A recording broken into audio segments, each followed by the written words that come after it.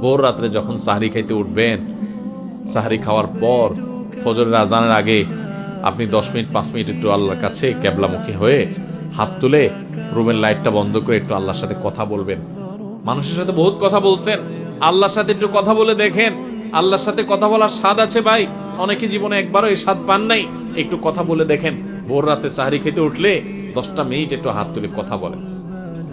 কিভাবে কথা বলবেন?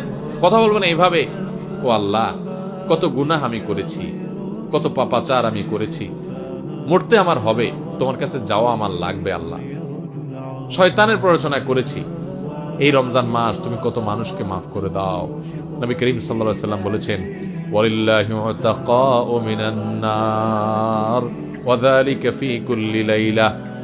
রমজানের প্রত্যেক রাতে আল্লাহ তাআলা অনেক মানুষকে সাধারণ ক্ষমা ঘোষণা করে দেন, যে যাও অমুক অমুক অমুক অমুক, যাও তোমাদেরকে মাফ করে দেওয়া হলো, জাহান্নাম থেকে মুক্ত ঘোষণা করে দেওয়া হলো। আল্লাহ কত মানুষকে আপনি সাধারণ ক্ষমা করে দিবেন। আল্লাহ আপনার সাধারণ ক্ষমা পাওয়ার জন্য কোনো যোগ্যতার দরকার হয় না, আপনি চাইলে যাকে তাকে মাফ করে দিতে পারেন। দুনিয়ার প্রেসিডেন্ট প্রধানমন্ত্রী চাইলে একটা দেশের যাকে তাকে যা খুশি তা দিয়ে দিতে পারে।